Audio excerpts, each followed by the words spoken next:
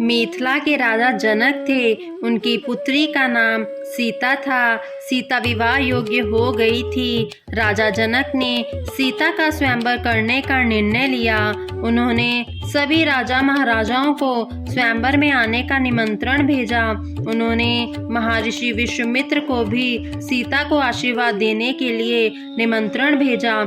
निमंत्रण मिलने पर विश्वामित्र ने राम लक्ष्मण से कहा, कल हम तीनों मिथिला की ओर प्रस्थान करेंगे। मिथिला के राजा जनक ने हमें अपनी पुत्री के स्वयंवर में बुलाया है। मैं चाहता हूँ कि तुम भी मेरे साथ चलो। स्वयंवर की शर्त में भगवान शिव का पुराना धनुष रखा गया है।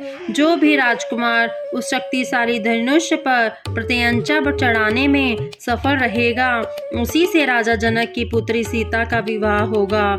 दोनों राजकुमारों ने अपनी सहमति जता दी। महर्षि विश्वामित्र जानते थे कि राम स्वयं जगत के पालनहार भगवान विष्णु के अवतार हैं और अब वह समय आ गया है कि जब उन्हें उनकी अर्धांगिनी से मिलना है। उनकी पत्नी लक्ष्मी ने ही राजा जनक के यहाँ सीता के रूप में जन्म लिया था।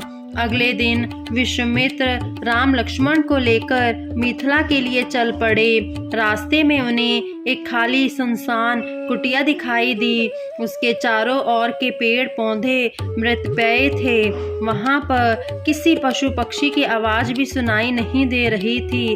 वीरान कुटिया को देखकर राजकुमारों को बहुत हैरानी हुई। राम ने पूछा, महर्षि, यह किसकी कुटिया है? यह इतनी वीरान क्यों पड़ी है? विश्वामित्र ने बताया, यह कुटिया ऋषि गौतम की है। किसी समय वे यहाँ पर अपनी पत्नी अहिल्या के साथ सुखपूर्वक रहते थे। उनकी पत्नी अहिल्या पतिपरायण और धर्मनिष्ठ थी। वे अति सुंदर थी। एक बार इंद्रलोक से देवराज इंद्र ने अहिल्या को देखा तो वे उनकी सुंदरता पर मोहित हो उठे। एक दिन देवराज इंद्र उचित अवसर जानकर धरती पर आए। महर्षि गौतम किसी कार्यवश बाहर गए हुए थे। कुटिया में अहिल्या अकेली थी। इस अवसर का लाभ उठाकर देवराज इंद्र ने महर्षि गौतम का वेश धारण कर लिया और उनकी कुटिया में गए। वहां इंद्र ने धोखे से अहिल्या के साथ संबंध बना लिए। यह पाप कर्म करने के बाद इंद्र डरकर और अपराध बोध से वहां से जाने लगे। जब वह तेजी से निकल रहे थे तभी उन्हें कुटिया के बाहर गौतम ऋषि मिल गए। गौतम ऋषि ने अपने तपोबल से पूरी घटना जान ली। ऋषि का चेहरा क्रोध से तिलमिला उठा। उन्होंने इंद्र को नपुंसक बनने का श्राप दे दिया और फिर कुटिया के अंदर गए। वहां उन्होंने अपनी पत्नी को श्राप देते हुए कहा, जा, तू अभी पत्थर बन जा। पत्थर बनने पर कोई तेरी सुंदरता नहीं देख पाएगा। तुम सिर्फ तभी अपने रूप में आ सकोगी जब भगवान राम के चरण तुम्हें स्पर्श करेंगे। फिर ऐसा ही हुआ और गौतम ऋषि आश्रम छोड़कर चले गए। विश्वामित्र द्वारा सच्चाई जानकर राम ने पत्थर को अपने पैरों से स्पर्श किया। उनके स्पर्श करते ही पत्थर के स्थान पर अहिल्या स्त्री रूप में आ गई। उन्होंने राम के पैर छूकर उनका आभार प्रकट किया। अहिल्या के उद्धार करने के बाद राम अनुज लक्ष्मण और महर्षि विश्वामित्र के साथ मिथिला की यात्रा पर निकल पड़े। अपनी यात्रा पूरी कर जब वे मिथिला पहुंचे तो राजा जनक ने उनका सम्मानपूर्वक स्वागत किया। मिथिला नरेश ने जब महर्षि विश्वामित्र के साथ दो सुंदर राजकुमारों को देखा तो उनके बारे में पूछा। विश्वामित्र ने बताया, हे राजन, ये दोनों राजकुमार अयोध्या नरेश दशरथ के पुत्र हैं। ये मेरे साथ आपकी पुत्री का स्वयंवर देखने आए हैं। यह कहकर उन्होंने राम लक्ष्मण का राजा जनक से परिचय कराया। राजा जनक तीनों को स्वयंवर वाले स्थान पर ले गए और आसन ग्रहण करने को कहा। महर्षि विश्वामित्र के साथ ही राम और लक्ष्मण ने भी स्थान ग्रहण किया। स्वयंवर में भाग लेने के लिए दूर दूर से राजा आए हुए थे। पूरा स्वयंवर कक्ष खचाखच भरा हुआ था। प्रत्येक देश के राजकुमार मन में यही आस लगाए बैठे थे कि वे स्वयंवर की शर्त पूरी कर मिथिला की राजकुमारी सीता को अपनी रानी बनाकर ले जाएंगे। स्वयंवर में भाग लेने के लिए लंका का राजा रावण भी आया हुआ था। सभी राजा स्वयंवर के शुरू होने का उत्सुकता से इंतजार कर रहे थे। स्वयंवर का शिव धनुष कक्ष के मध्य में रखा हुआ था। कुछ देर बाद हाथों में जयमाला लेकर सीता ने कक्ष में प्रवेश किया।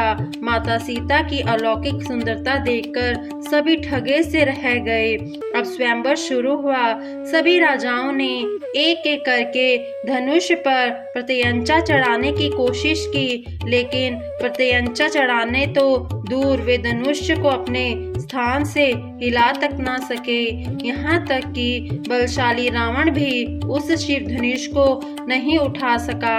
अपमान का घूंट पीकर वह अपनी जगह पर बैठ गया। यह सब देखकर मिथिला नरेश व्यथित हो गए। वे अपने सिंहासन से उठ खड़े हुए और दुख से बोले, मुझे लगता है इस धरती पर वीर या शक्तिशाली राजाओं का अकाल हो गया है। यह स्वयंवर कक्ष में इतने राजा उपस्थित हैं, लेकिन उनमें से कोई भी इतना वीर नहीं कि वह स्वयंवर की शर्त को पूरी कर सके। लगता है मेरी पुत्री के भाग्य में कुंवारी रहना ही लिखा है। यदि मुझे पहले पता होता कि इस धरती से वीरों का लोप हो गया है तो मैं इस स्वयंवर का आयोजन ही नहीं करता। राजा जनक द्वारा दुख में कहे गए शब्द सुनकर स्वयंवर कक्ष में उपस्थित सभी राजाओं के सिर शर्म से झुक गए। सिर्फ राम मंद मंद मुस्कुराते रहे और लक्ष्मण इसे रघुवंश का अपमान समझकर गुस्से से भर उठे। राजा जनक के अपमानजनक शब्द सुनकर लक्ष्मण अपनी भावनाओं पर काबू नहीं रख सके और गुस्से में तिलमिलाते हुए अपने स्थान से खड़े हो गए। वे बोले, राजन, आपकी ऐसे अपशब्द कहने की हिम्मत कैसे हुई? अभी इस सभा में रघुवंश के वंशज उपस्थित हैं। मैं इस धनुष को उठाकर न सिर्फ इस पर प्रत्यंचा चढ़ा सकता हूँ, बल्कि इसे लेकर कई मील दौड़ सकता हूँ। एक धनुष के कारण आपने ऐसे अपशब्द कहे। लक्ष्मण का क्रोध देखकर राम अपने स्थान से उठे और उन्होंने लक्ष्मण को शांत करवाते हुए कहा, अनुज, इतना करो ठीक नहीं। क्रोधवश इंसान हित कम अहित ज्यादा कर बैठता है। आओ तुम अपना स्थान ग्रहण करो। भैया, आपकी आज्ञा मेरे लिए शिरोधार्य है। मैं इस धनुष को नहीं तोड़ूंगा क्योंकि यह अनैतिक होगा। आप मेरे अग्रज हैं। यह शुभ कार्य आपके ही हाथों होना चाहिए, लक्ष्मण ने कहा। फिर वह अपने स्थान पर आकर बैठ गए। जब सीता ने लक्ष्मण की वीरतापूर्ण बातें सुनी तो उनका हृदय खुशी से झूमने लगा। वे कौतुक दृष्टि से राम की ओर देखने लगी। लक्ष्मण की बात सुनकर राम महर्षि विश्वामित्र की ओर देखने लगे। विश्वामित्र बोले, हे राजकुमार, रघुवंश की प्रतिष्ठा में वृद्धि करो। उठो और स्वयंवर के शिव धनुष पर प्रत्यंचा चढ़ाकर राजा जनक के दुख का अंत करो। राम ने उनके चरण स्पर्श कर कहा, आशीर्वाद दीजिए महर्षि।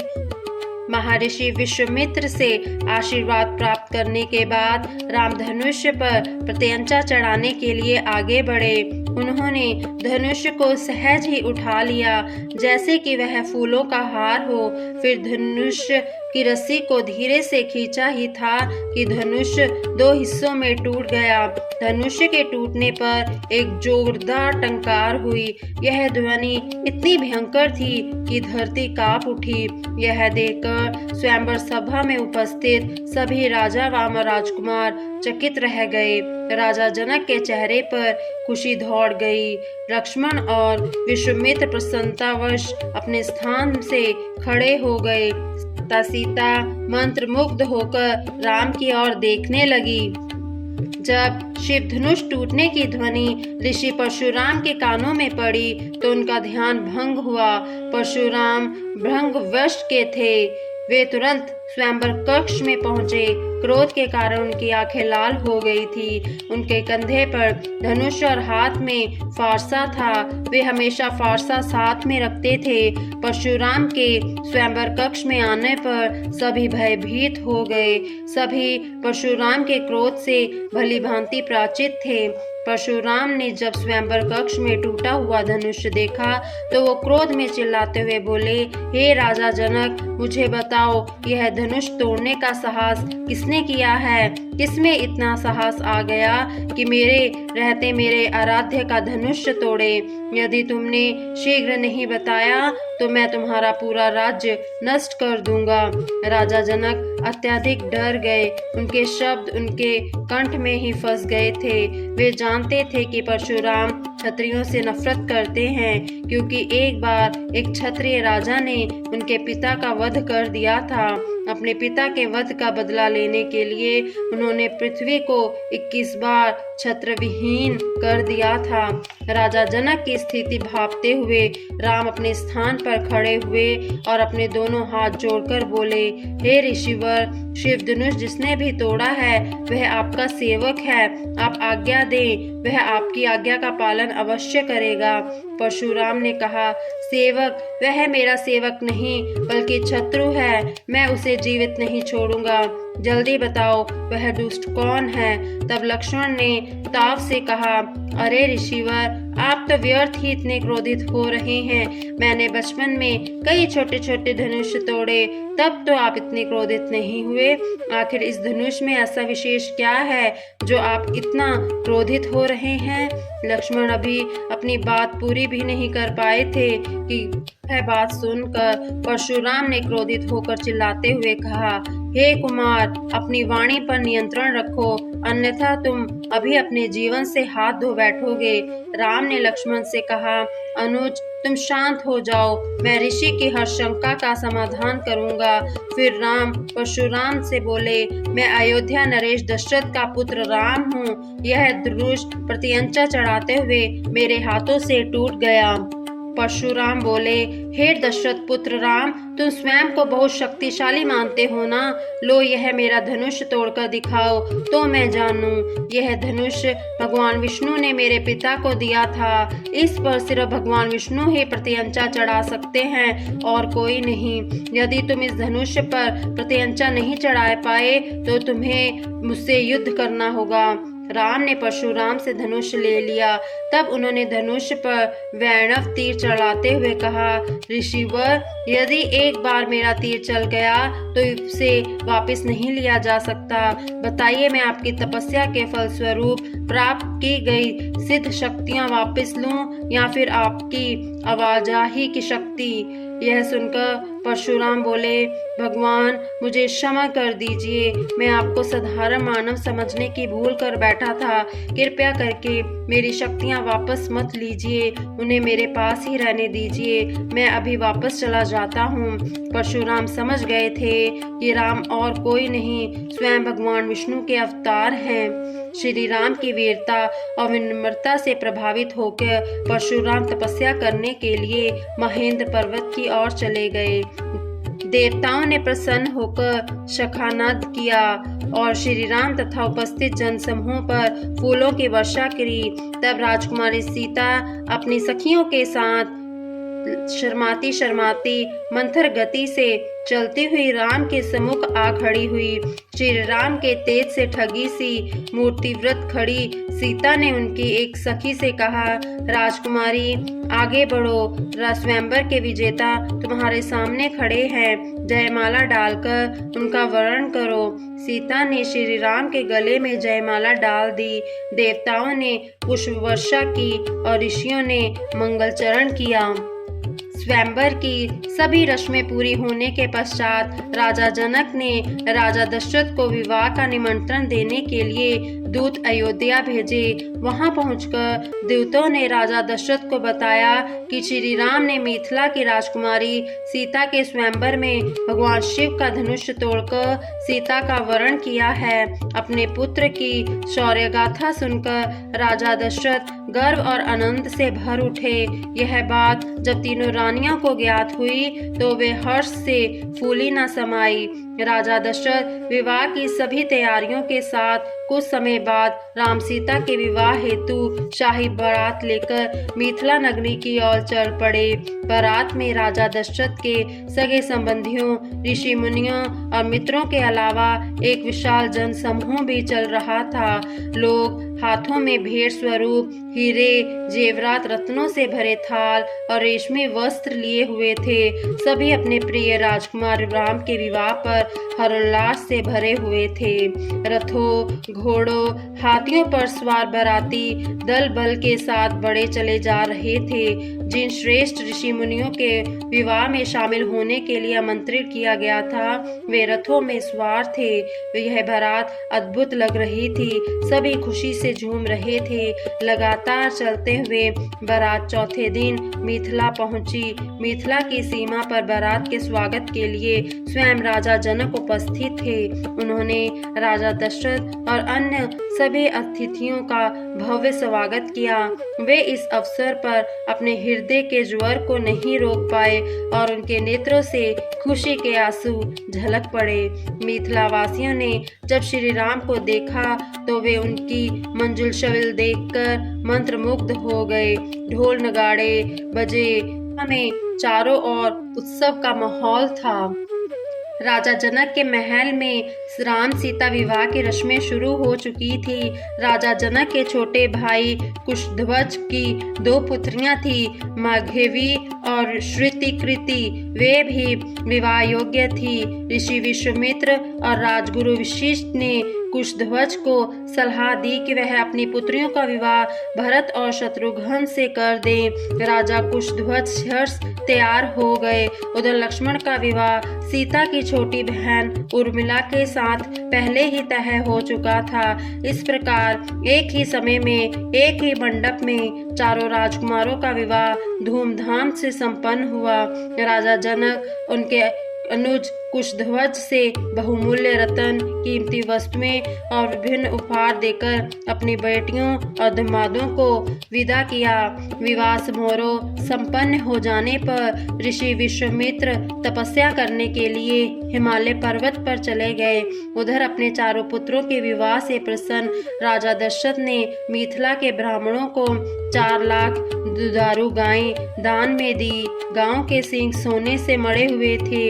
राजा दशरथ मिथिला नरेश से विदा लेकर अपने चारों पुत्रों और पुत्रवधुओं के साथ अयोध्या की ओर चल पड़े। जब वे लोग अयोध्या की सीमा के समीप पहुंचे तो गुरु वशिष्ठ ने राजा को सलाह दी कि अयोध्या में प्रवेश करने से पूर्व भगवान गणेश, भगवान शिव और देवी पार्वती की पूजा करनी चाहिए। गुरु के आदेश अनुसार राजा ने देवी देवताओं की पूजा अर्चना करने के पश्चात अपने राज्य में प्रवेश किया। अयोध्या में चारों राजकुमारों और उनकी वधुओं का धूमधाम से स्वागत हुआ। लोग खुशी से नाच गा रहे थे। पूरे नगर को विशेष रूप से सजाया गया था। राजा दशरथ की तीनों रानियां कौशल्या, केकई और सुमित्रा राजमहल में अपने पुत्र पुत्रवधुओं की बेसब्री से प्रतीक्षा कर रही थी। वे जब घर के द्वार पर पहुंचे तो रानियों ने अपने चारों पुत्र और पुत्रवधुओं की आरती उतारी और उन्हें आशीर्वाद दिया। यह सुंदर दृश्य देखते ही बनता था।